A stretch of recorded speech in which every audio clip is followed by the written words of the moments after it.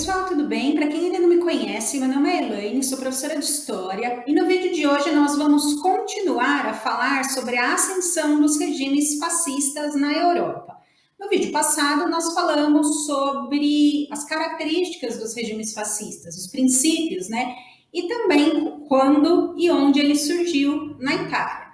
No vídeo de hoje nós vamos falar um pouquinho sobre a chegada dos fascistas ao poder na Itália e também a chegada dos nazistas ao poder na Alemanha. Então vamos lá conferir? Como eu disse para vocês no vídeo anterior, o fascismo surgiu na Itália e está relacionado à crise do pós-Primeira Guerra Mundial e a questão dos territórios não recebidos no Tratado de Versalhes. Lembra no vídeo passado sobre a Primeira Guerra que eu disse para vocês que a Itália mudou de lado na guerra, pensando em receber territórios e acabou não recebendo. E de novo, na crise gerada pela Primeira Guerra Mundial, o país se divide em dois grupos principais. As Ligas Vermelhas, que corresponde ao Partido Comunista, e os Camisas Negras, que se tornarão o Partido Fascista, liderados por Benito Mussolini. Proposta, então, de solucionar a crise econômica. Algumas pessoas temiam o avanço do comunismo, principalmente os burgueses e donos de terra, enquanto outras pessoas queriam uma saída rápida para a crise. Lembrem-se que a experiência da Revolução Bolchevique de 1917 era historicamente recente. Então, a burguesia e os donos de terras tinham medo, né, de que acontecesse uma revolução socialista na Itália. A Itália era governada pelo rei Vítor Emanuel III, que não estava conseguindo resolver esta crise.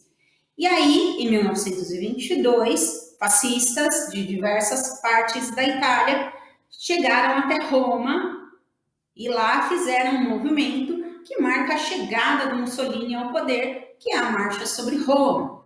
Depois deste episódio, o rei Vítor Emanuel III nomeia o Mussolini como primeiro-ministro. Então, assim, né, alguém meio que para ajudar também a dar conta da situação. No primeiro momento, de 1922 a 1924, Mussolini governa respeitando a Constituição. Então, sabe assim, meio que analisando o terreno, né, o Partido Fascista ainda não era a maioria no parlamento, então, né, vou governar respeitando a Constituição.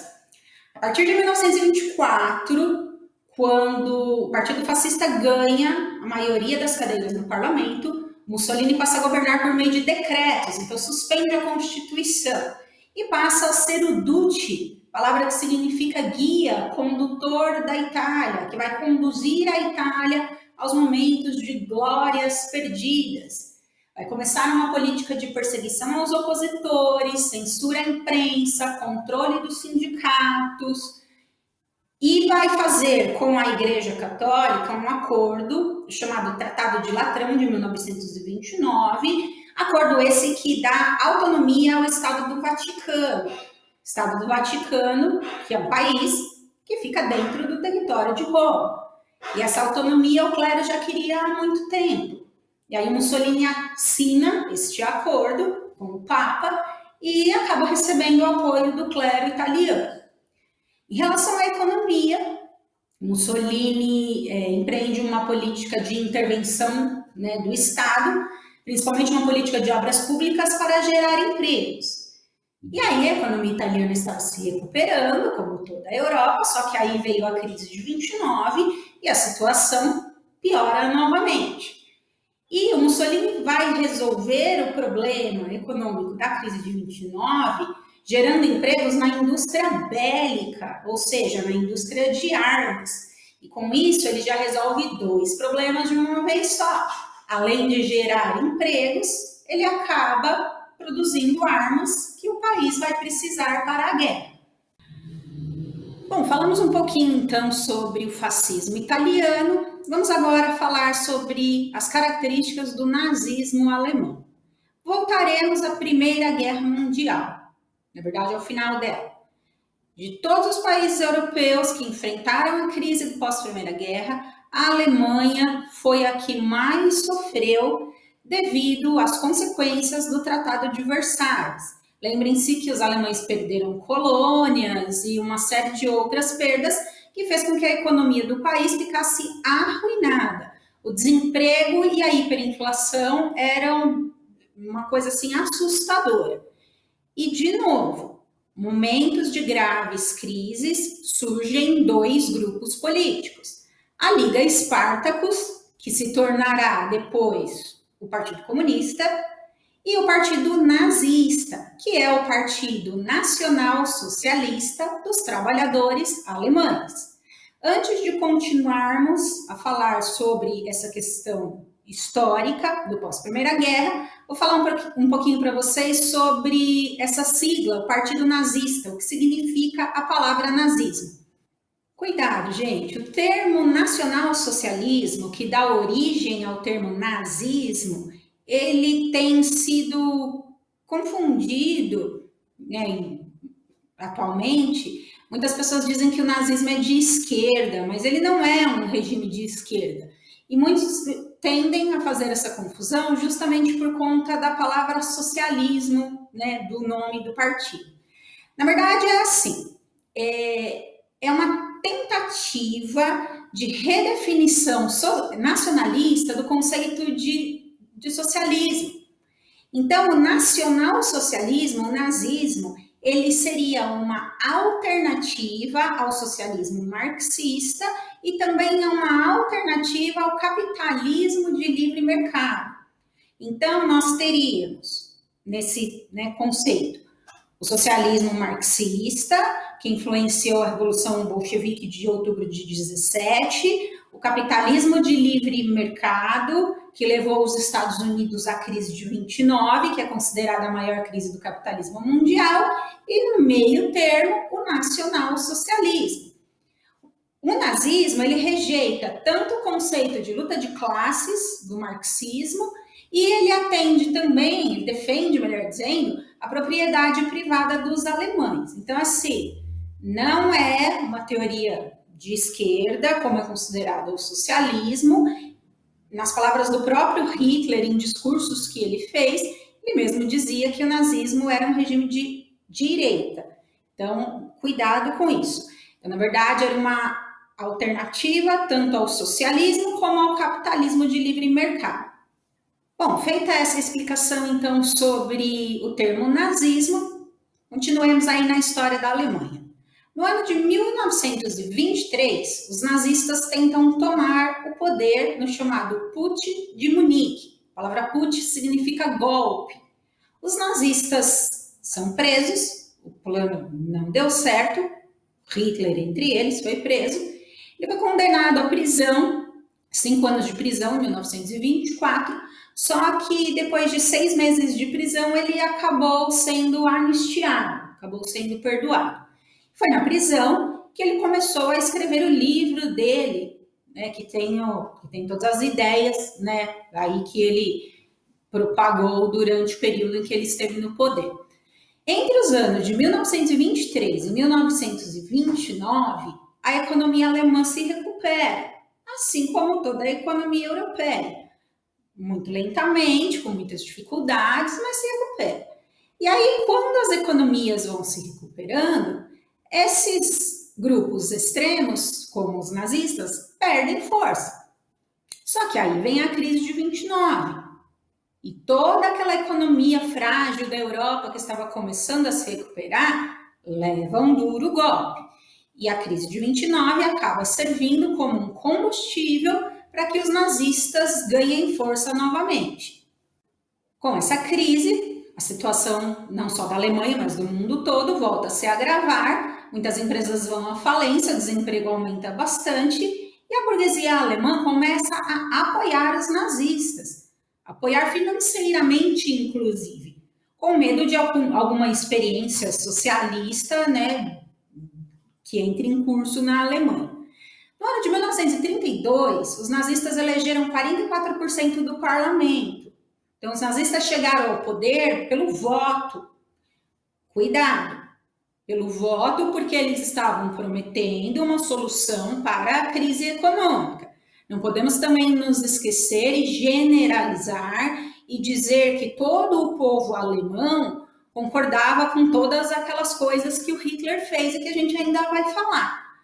Lembrem-se que muitas pessoas tinham a esperança da melhoria da situação econômica e, por isso, né, votaram nos deputados do Partido Nazista. Em números absolutos, esse 44% não é a maioria, certo? Porque deveria ser 50% ou mais. Mas acaba sendo um grupo majoritário, porque os outros partidos, eles estão muito fragmentados. Então, o grupo maior dentro do parlamento, né, é o grupo nazista. E aí, em janeiro de 1933, o presidente Hindenburg, pessoa muito importante para a Alemanha na Primeira Guerra Mundial, já um senhorzinho, nomeou Hitler como chanceler, como primeiro-ministro da Alemanha. Então, Hitler chega ao poder pelas mãos do presidente Hindenburg, tornando-se chanceler em janeiro de 1933. E aí, assim, nós vimos que na Itália, Mussolini demorou 2 anos para começar a governar como um governante totalitário. Ele assumiu em 22, se tornou o Duce em 24. Na Alemanha, o Hitler vai resolver isso rapidamente. Em 1 mês, ele já está governando como um ditador totalitário. Naquele mês de fevereiro de 1933, houve um incêndio no prédio do parlamento alemão, no Reichstag. Aqui, à minha direita, uma ilustração mostrando o incêndio pelo lado de fora do prédio, e à minha esquerda uma foto, né, dentro do prédio, né, depois com os danos do incêndio. Foi um acontecimento, lógico, de grandes proporções, que assustou a população alemã, e o Hitler tomou a frente e disse que era para eles ficarem tranquilos, que ele mesmo conduziria as investigações, e rapidamente ele chegou a um culpado, os comunistas. Foram os comunistas que colocaram fogo no prédio?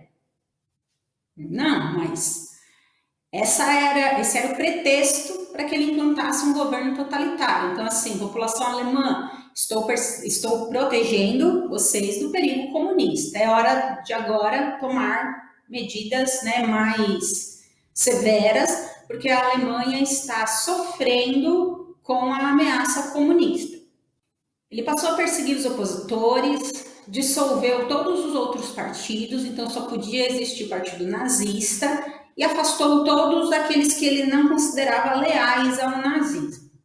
No ano de 1934, o presidente Hindenburg morre de demência senil, ele já estava bem idosinho, e Hitler torna-se o Führer, palavra que significa líder, e dá início ao chamado Terceiro Reich alemão, Terceiro Império Alemão. Só para localizá-los, o Primeiro Império Alemão, ele foi chamado de Sacro Império Romano Germânico e foi destruído nas invasões napoleônicas.